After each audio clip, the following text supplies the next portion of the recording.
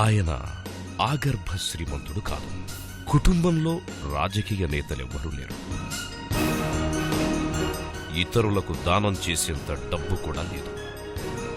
తల్లిదండ్రులు చిన్నపాటి గుమాస్తాలు మాత్రమే.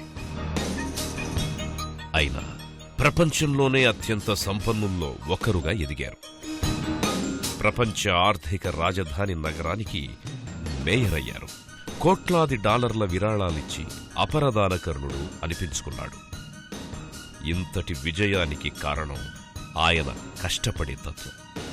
తనతో పాటు 10 మంది బాగుండాలి అనే తలంపు. అందుకే ఆయన అనితర సాధ్యమైన విజయాలను అందుకున్నారు. పెట్టుబడుల్ని వృద్ధి చేసే మార్గాల్ని చూపెడుతూ ఇతరులతో పాటు తాను ఎదిగారు. ప్రపంచంలోనే అత్యంత సంపన్నుల్లో 16వ స్థానాన్ని దక్కించుకున్న ఆయన సంపద మొత్తం విలువ ఏకంగా $3,600 కోట్ల. వ్యాపార అనుభవాన్ని రాజకీయాలతో మేళవించి న్యూయార్క్ నగర అభివృద్ధికి బాటలు వేసిన ఆ ధీశాలి అతనే. స్వచ్ఛంద కార్యక్రమాల కోసం మొత్తం $2,700 కోట్ల, అంటే $1,62,000 కోట్ల విరాళమిచ్చిన వితరణశీలి మైకేల్ రూబెన్స్ బ్లూంబర్గ్.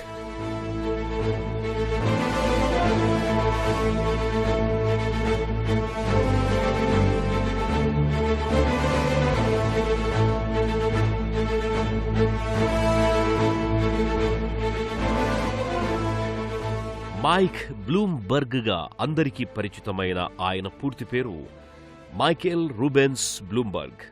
1942 ఫిబ్రవరి 14న అమెరికాలోని బోస్టన్ సమీపంలో ఉన్న బ్రైటన్లో ఆయన జన్మించారు. తండ్రి విలియం హెన్రీ బ్లూంబర్గ్ ఒక డైరీ కంపెనీలో అకౌంటెంట్గా పనిచేసేవారు. తల్లి చార్లటీ బ్లూంబర్గ్. మైక్కి 2 ఏళ్ల వయసులో తల్లిదండ్రులు బ్రూక్లైన్కు తరలి వెళ్లారు. అనంతరం అక్కడి నుంచి బోస్టన్ శివారు పట్టణమైన మెడ్ఫోర్డ్కి చేరుకున్నారు. మైక్ బాల్యం, ప్రాథమిక విద్యాభ్యాసం అంతా అక్కడే సాగింది. బడికి రోజూ వెళ్లేవాడు, కానీ పెద్దగా మార్కులొచ్చేవి కావు. ఆటల్లోనూ అంతంతే. కాని తనకిష్టమైన సబ్జెక్టుల్లో మాత్రం అందరికన్నా ఎక్కువ మార్కులు తెచ్చుకునేవాడు. తండ్రి ఒక్కరోజైనా ఇంటి పట్టున ఉండకుండా వారంలో 7 రోజులు పనికెళ్తుండేవాడు. అయినా డబ్బులు సరిపోయేవి కావు. ఇలాంటి అనుభవాలు చిన్నారి మైక్ మనస్సు మీద గాఢమైన ప్రభావాన్ని చూపాయి. ఎప్పటికైనా బాగా డబ్బు సంపాదించి లక్షాధికారి కావాలనే కోరికను రేపాయి. మెడ్ఫోర్డ్ హైస్కూల్లో చదువు ముగియగానే ఉన్నత చదువుల కోసం జాన్స్ హాప్కిన్స్ విశ్వవిద్యాలయంలో చేరడంతో తన కలలకు రెక్కలొచ్చినట్టుగా ఎగిరి గంతేశాడు బ్లూంబర్గ్. కానీ అప్పటికీ ఇంకా ఆర్థిక కష్టాలు మాత్రం వదల్లేదు. ఏడాదికి చెల్లించాల్సిన ఫీజు $1,200. అప్పులు తీసుకుని ఫీజు కట్టాడు. దాన్ని తీర్చడానికి క్లబ్ పార్కింగ్లో పనికి కుదిరాడు. సాయంత్రం పూట భోజనం అక్కడే. చదువుకోవడానికి అంతగా సమయం దొరికేది కాదు. మైక్ కాలేజీలో చదువుతుండగా తండ్రి విలియం హెన్రీ బ్లూంబర్గ్ చనిపోయారు. చదువుల్లో బ్లూంబర్గ్కి తొలి సెమిస్టర్లో C గ్రేడే వచ్చింది. ఇక అప్పటినుంచి చదువు మీద బాగా దృష్టి పెట్టాడు. ఆ కష్టం వృధా కాలేదు. తరువాతి సెమిస్టర్లో A గ్రేడ్ తెచ్చుకున్నాడు. 1946 బ్లూంబర్గ్ ఎలక్ట్రికల్ ఇంజనీరింగ్ డిగ్రీని పూర్తి చేశాడు. హాప్కిన్స్లో చదువుకోవడం ఆయన ఆలోచన ధోరణిని గణనీయంగా తీర్చిదిద్దింది. ఏ రంగంలోనైనా శాస్త్రీయ పద్ధతిని ఎలా వినియోగించుకోవాలో, స్థిరంగా ఆలోచించడం ఎలాగో అనేదాన్ని హాప్కిన్స్ తనకు నేర్పిందని చెబుతారు మైక్. 1966లో హార్వర్డ్ బిజినెస్ స్కూల్లో చేరి MBA పట్టా అందుకున్నాడు. అది వియత్నాం యుద్ధం జరుగుతున్న సమయం. MBA పూర్తి కాగానే మైక్ సైన్యంలో చేరదామని దరఖాస్తు కూడా చేసుకున్నాడు. కానీ ఎంపిక అవ్వలేదు. మొదట్లో చాలా కంపెనీలకు దరఖాస్తు చేసుకున్నాడు. ఫలితం లేకపోయింది. దీంతో ఒక మిత్రుడి ప్రోత్సాహంతో న్యూయార్క్ స్టాక్ ఎక్స్చేంజ్ కేంద్రమైన వాల్ స్ట్రీట్ వైపు అడుగులు వేశాడు. అది తన వ్యాపార ప్రస్థానానికి దారితీస్తుందని, అత్యంత ధనవంతుల సరసన నిలబెట్టేంత వరకు తీసుకెళ్తుందని అప్పుడతనికి తెలియదు. ఓ బాండ్ల వర్తక సంస్థ సామన్ బ్రదర్స్లో ఉద్యోగం, అది చిన్నపాటి క్లర్క్గా, జీతం ఏడాదికి $9,000. MBA చదివిన వాడికి అది చాలా తక్కువ జీతమే. కానీ కష్టపడి పనిచేసేవారికి ప్రమోషన్లు దక్కే పరిస్థితి ఉండడంతో తక్కువ జీతం లభిస్తున్నా అక్కడే పనిచేయాలని ఆ నిమిషంలోనే నిర్ణయించుకున్నాడు. అందరికన్నా ఎక్కువగా కష్టపడి పనిచేయాలని అనుకోవడమే కాదు, రోజుకి 12 గంటల సేపు పనిచేయడం ఆరంభించాడు. మిగతా ఉద్యోగుల కన్నా ముందుగానే ఉదయం 7 గంటలకే ఆఫీసుకొచ్చేవాడు. ఇది కంపెనీ యాజమాన్యం అభిమానాన్ని పొందడానికే కాదు, వ్యాపారంలో కీలక సూత్రాలు వంటబట్టడానికి దోహదం చేసింది. ఆయన శ్రమకు గుర్తింపుగా కొద్ది కాలంలోనే బాండ్ ట్రేడర్గా పదోన్నతి లభించింది. 1972 బ్లూంబర్గ్ సాలోమన్ బ్రదర్స్లో భాగస్వామయ్యాడు. అలా ఆయన తొలిసారి లక్షాధికారయ్యాడు. అప్పటికే ఆయన తన ఇంజనీరింగ్ డిగ్రీ అనుభవంతో సాలోమన్లో సాంకేతిక పరిజ్ఞానాన్ని వాడుకోవడం ఆరంభించాడు. అది మిగతా వారికి అర్థమయ్యేది కాదు. దీనికి తోడు అంత త్వరగా సంస్థలో భాగస్వామి స్థాయికి ఎదగడం ఒక సీనియర్కి అసూయ కలిగించింది. ఆ అంతర్గత శత్రుత్వ కుట్రకు మైక్ బలయ్యాడు. 1979 ఆయనను ఆఫీసులో డిమోట్ చేస్తూ టెక్నాలజీ విభాగానికి మార్చారు. ప్రతికూల పరిస్థితుల్ని సైతం అనుకూలంగా మలుచుకునే సామర్థ్యం గల మైక్ బ్లూంబర్గ్ నిరాశ చెందలేదు. అప్పుడప్పుడే ఉదయిస్తోన్న కంప్యూటర్ యుగంలో సాంకేతిక పరిజ్ఞానానికి ఎంతో ప్రాధాన్యముంటుందని ఆనాడే గ్రహించాడు. కంప్యూటర్లను వర్తక వాణిజ్య ధోరణుల్లో వస్తోన్న మార్పులను పసిగట్టడానికి వినియోగించుకునేలా తీర్చిదిద్దాడు. దీంతో సాలోమన్కి మంచి పేరొచ్చింది. 1981లో సామన్ బ్రదర్స్ సంస్థ ఫిబ్రో కార్పొరేషన్తో విలీనమైంది. దీంతో బ్లూంబర్గ్తో సహా భాగస్వాముల్లో చాలామంది కోటీశ్వరులయ్యారు. కానీ ఆ సంతోషము ఎంతోసేపు నిలవలేదు. మర్నాడే భాగస్వాములను సంస్థ నుంచి వెళ్లిపోమన్నారు. బ్లూంబర్గ్ వాటా కింద $1 కోటి విలువైన నగదు, కొన్ని బాండ్లు అందాయి. ఒకరి దగ్గర పనిచేసే స్థితి నుంచి 10 మందికి ఉద్యోగం ఇచ్చేలా సొంత కంపెనీని స్థాపించడానికి ఇది సరైన తరుణంగా భావించాడు.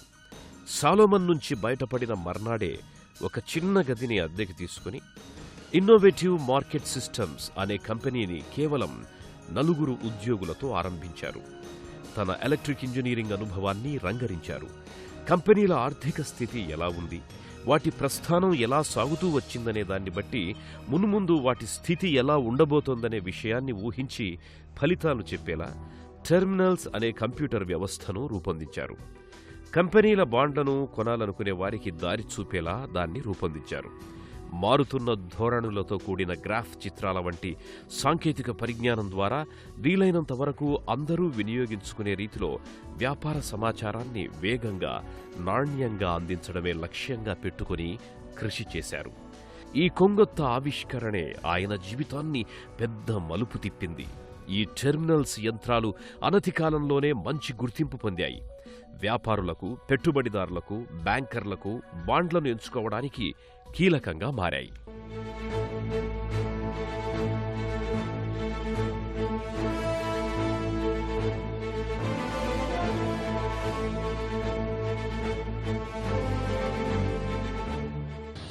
$1982 బ్యాంక్ ఆఫ్ అమెరికాకు చెందిన మెరిల్ లించ్ సంస్థకు ఇవి బాగా నచ్చాయి.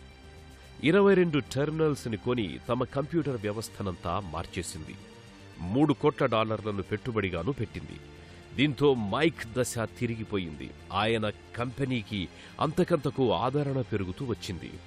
1987 ఇన్నోవేటివ్ మార్కెట్ సిస్టమ్ని మరింత విస్తృతం చేయడానికి దాని పేరును బ్లూంబర్గ్ ఎల్పీగా మార్చారు. మరో 3 ఏళ్లలో 8,000 టెర్మినల్స్ అమ్ముడయ్యాయి. 1989 బ్లూంబర్గ్ $20 కోట్ల చెల్లించి మెరిల్ లించ్లో 30% వాటాను తిరిగి వెనక్కి తీసుకున్నాడు. అప్పటికి బ్లూంబర్గ్ కంపెనీ మొత్తం విలువ $200 కోట్ల.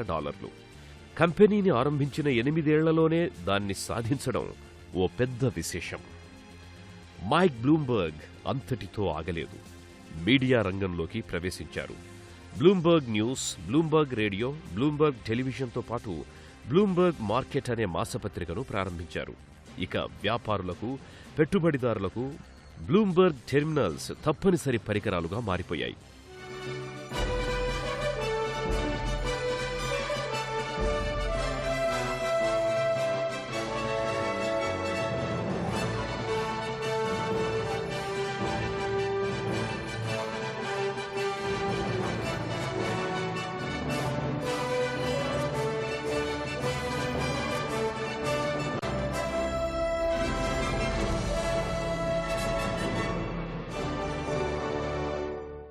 ఆయన కంపెనీ కార్యాలయాలు ప్రపంచవ్యాప్తంగా విస్తరించాయి.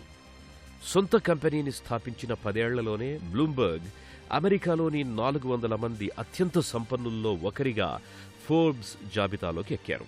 అక్కడ్నుంచి ఆయన వెనుదిరిగి చూడలేదు. 2009 బ్లూంబర్గ్ $450 కోట్ల వృద్ధిని సాధించారు. దీంతో ఆయన సంపద $1,600 కోట్ల చేరుకుందని ఫోర్బ్స్ పత్రిక ప్రకటించింది. 2012 ఆయన సంపద $2,200 కోట్ల చేరింది. 2013 $3,300 కోట్ల అది ఎగబాకింది. బ్లూంబర్గ్ వ్యక్తిగత విషయాలకొస్తే 1976లో సుసాన్ బ్రౌన్ని పెళ్లి చేసుకున్నాడు. వారికి 2 కుమార్తెలు, ఎమ్మా, జార్జియానా. అయితే మైక్ ఎప్పుడూ తన పనిలోనే మునిగిపోవడం, ఇంటికి అంతగా రాకపోవడంతో భార్యాభర్తల మధ్య మనస్పర్ధలు పడసూపాయి. అవి క్రమంగా పెరుగుతూ వచ్చాయి. చివరికి 1993లో విడాకులు తీసుకున్నారు. అయినప్పటికీ వారిద్దరూ మంచి స్నేహితులుగా కొనసాగుతున్నారు. కాలేజీలో చదివే రోజుల్లో ఆయనకు 3 కోరికలుండేవి. అమెరికాకు మొట్టమొదటి యూదు అధ్యక్షుణ్ణి కావాలని కలలు కనేవాడు. ఐక్యరాజ్య సమితి ప్రధాన కార్యదర్శిగాను, ప్రపంచ బ్యాంక్ అధ్యక్షుడుగాను అవ్వాలని అనుకునేవారు. నలుగురితో కలవకుండా ఒంటరిగా ఉంటే రాజకీయాల్లో రాణించడం సాధ్యమయ్యే పనేనా? అందుకే క్లబ్బులకు వెళ్లడం ఆరంభించారు. న్యూయార్క్లోని ఉన్నత వ్యక్తులతో పరిచయం ఏర్పరచుకుని వారితో కలిసిపోవడం మొదలుపెట్టారు. వివిధ కార్యక్రమాల్లో పాల్గొంటూ దాతృత్వ కార్యక్రమాలకు లక్షలాది డాలర్లను విరాళంగా ఇచ్చారు. దీంతో అనతి కాలంలోనే ఆయనకు ఉన్నత వర్గాల్లో, రాజకీయ నేతల్లో, సమాజంలో మంచి గుర్తింపు లభించింది. 2001 న్యూయార్క్ సిటీ మేయర్ స్థానానికి జరిగిన ఎన్నికలు మైక్ బ్లూంబర్గ్ రాజకీయ ప్రస్థానానికి పునాది వేశాయి. అప్పటికి రూడీ గులియానీ 2 సార్లు మేయర్గా పనిచేశాడు. 3వసారి పోటీ చేయడానికి అక్కడి నిబంధనలు అనుమతించవు. దాంతో మేయర్ స్థానానికి పోటీ పడాలని చాలామంది రాజకీయ నేతలు ఆశించారు. డెమోక్రాటిక్ పార్టీకి జీవితకాల సభ్యుడైన మైక్ దాని తరఫున టికెట్ లభించే అవకాశం లేకపోవడంతో రిపబ్లికన్ పార్టీ అభ్యర్థిగా పోటీ చేయాలని నిర్ణయించుకున్నారు. ప్రైమరీ ఓటింగ్ సెప్టెంబర్ 11న జరగాల్సి ఉంది. కానీ వరల్డ్ ట్రేడ్ సెంటర్ మీద ఉగ్రవాద దాడులు జరగడంతో మరునాటికి వాయిదా పడ్డాయి. అందులో విజయం సాధించి రిపబ్లికన్ అభ్యర్థిగా ఎంపికయ్యారు మైక్. ఉగ్రవాద దాడుల నేపథ్యంలో న్యూయార్క్కి వాణిజ్య అనుభవం గల మేయర్ అవసరముందంటూ జనరల్ ఎన్నికల్లో ప్రచారం ఆరంభించారు.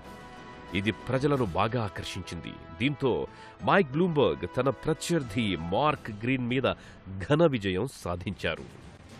2005 ఆయన మరోసారి మేయర్గా ఎన్నికయ్యారు. అంతేకాదు 2 కన్నా ఎక్కువసార్లు పోటీ చేయకూడదనే నిబంధనలను మార్చి 2008లో 3వసారి బరిలోకి దిగి విజయం సాధించడం ఓ చరిత్ర. తుపాకుల సంస్కృతిని తగ్గించడంపై ప్రత్యేకంగా దృష్టి నిలిపారు. వందలాది ఎకరాల్లో కొత్త పార్కులను నిర్మించారు. బహిరంగ స్థలాల్లో పొగ తాగడాన్ని నిషేధించడం, చవకగా వైద్య బీమా సదుపాయాన్ని కల్పించడం వంటి పలు చర్యలు తీసుకున్నారు. వీటన్నింటి ఫలితంగా హైస్కూల్ గ్రాడ్యుయేషన్ రేట్ 40% పెరిగింది. నేరాలు 35% పడిపోయాయి. ప్రైవేట్ రంగంలో ఉద్యోగాల సంఖ్య పెరిగిపోయింది. అయితే న్యూయార్క్ మేయర్గా బ్లూంబర్గ్ తీసుకున్న జీతం మాత్రం ఏడాదికి $1 మాత్రమే. వ్యాపారం, రాజకీయం ఇవన్నీ ఒకెత్తు, బ్లూంబర్గ్ దాతృత్వ కార్యక్రమాలు మరొక ఎత్తు. వీటికోసం ఆయన ప్రత్యేకంగా బ్లూంబర్గ్ ఫిలాంథ్రపీస్ ఫౌండేషన్ను ఏర్పాటు చేశాడు. నిజానికి సోలమన్ బ్రదర్స్ సంస్థలో ఉండగానే ఆయనకు దాతృత్వం మీద ఆసక్తి కలిగింది. అక్కడ పనిచేస్తున్న సమయంలోనే తను చదివిన జాన్ హాప్కిన్స్ విశ్వవిద్యాలయానికి సొంతంగా $5 మొత్తాన్ని తొలి విరాళంగా అందించారు. అప్పటికది చిన్న మొత్తమే కావచ్చు, కానీ అదే కోట్లాది డాలర్ల దాతృత్వ కార్యక్రమాలకు బీజం వేసింది. తన ఫౌండేషన్ తరఫున పలు స్వచ్ఛంద కార్యక్రమాలను చేపట్టడానికి దారితీసింది. ముఖ్యంగా ప్రజారోగ్యం, కళలు, ప్రభుత్వ కార్యక్రమాల ప్రచారం, పర్యావరణం, విద్య మీద ప్రత్యేక దృష్టిని నిలిపారు. ఇందుకు 2005లో $2.4 కోట్ల, 2006లో $6 కోట్ల, 2007లో $4.7 కోట్ల, 2009లో $15 కోట్ల, 2010లో $33.2 కోట్ల, 2011లో $31.1 కోట్ల విరాళంగా ఇచ్చారు. పొగాకు వినియోగాన్ని తగ్గించేందుకు 61 దేశాల్లో ప్రచారం కోసమై 2013లో ఆయన సుమారు $11 కోట్ల అందించారు. అజ్ఞాతంగానూ మరెన్నో కార్యక్రమాలకు చేయూతనిచ్చారు. 1996 తన తండ్రి గౌరవార్థం $30 లక్షల నిధితో హార్వర్డ్ విశ్వవిద్యాలయంలో విలియం హెన్రీ బ్లూంబర్గ్ ప్రొఫెసర్షిప్ పురస్కారాన్ని నెలకొల్పారు.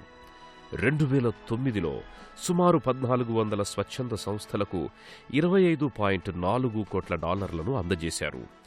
జాన్ హాప్కిన్స్ విశ్వవిద్యాలయానికి 1965లో ఇచ్చిన తొలి విరాళం కేవలం $5 కాగా, ఆ మొత్తం 2013లో ఇచ్చిన $35 కోట్ల బహుమతితో కలిపి సుమారు $112 కోట్ల చేరుకుంది. జాన్ హాప్కిన్స్ ఆసుపత్రిలో కొత్త భవనాల నిర్మాణానికి, బోధనా ఆసుపత్రికి, పరిశోధనల కోసమై భారీ మొత్తాలను అందజేశారు. ఇలా ఆయన దాతృత్వ కార్యక్రమాలు నిరంతరం కొనసాగుతూనే ఉన్నాయి.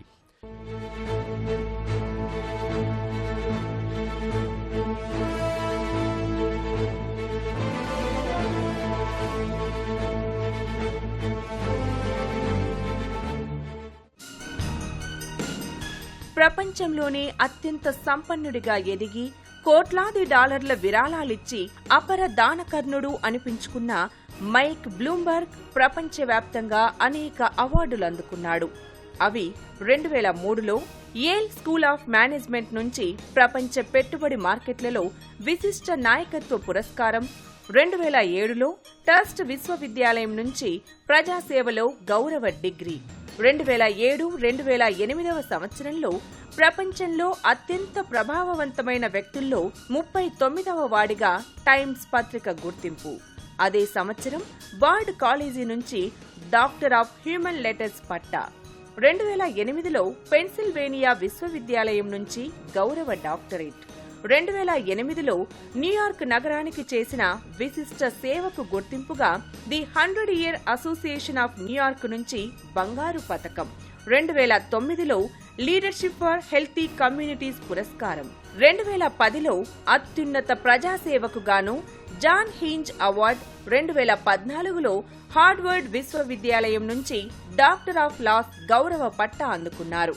2016లో ప్రపంచ ఆరోగ్య సంస్థ మైక్ బ్లూంబర్గ్ ను global ambassador for non communicable diseases గా నియమించారు. 2017లో బ్లూంబర్గ్ కు యూకేలో ఉన్న ఓ కంపెనీ 200 రిచ్ టాపియాస్ సూచికలో most influential philanthropist and social entrepreneur గా గుర్తించింది. 2019 మార్చి నాటికి బ్లూంబర్గ్ ప్రపంచంలో 9వ ర్యాంకు సాధిస్తూ ధనవంతుడి జాబితాలో పేరు నమోదు చేసుకున్నారు. 2016వ సంవత్సరం ప్రారంభమైన మొదట్లో మైక్ బ్లూంబర్గ్ అమెరికా అధ్యక్ష ఎన్నికల్లో ఇండిపెండెంట్ అభ్యర్థిగా పోటీ చేయాలని నిర్ణయించుకున్నారు. కానీ తరువాతి కాలంలో ఆయన డెమోక్రాటిక్ పార్టీ అభ్యర్థి హిల్లరీ క్లింటన్కి సహాయం అందించారు.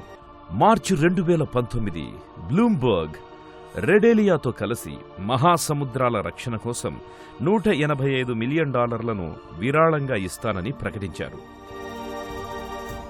ఒక ముగింపు దగ్గరే మరో ఆరంభం పురుడు పోసుకుంటుంది. ఒక వైఫల్యం దగ్గరే మరో విజయం మొగ్గ తొడుగుతుంది. ఒక ఇబ్బంది దగ్గరే మరో అవకాశం తొంగి చూస్తుంటుంది. వాటిని అందిపుచ్చుకోవడంలోనే ఉంది అసలైన విజయ రహస్యం. దాన్ని తెలుసుకోవడమే కాదు, విజయాన్ని అందుకోవడానికి కష్టపడి పనిచేయడం కన్నా మరో మార్గం లేదని నిరూపించిన మైకేల్ బ్లూంబర్గ్ జీవితం ఎందరికో స్ఫూర్తిదాయకం.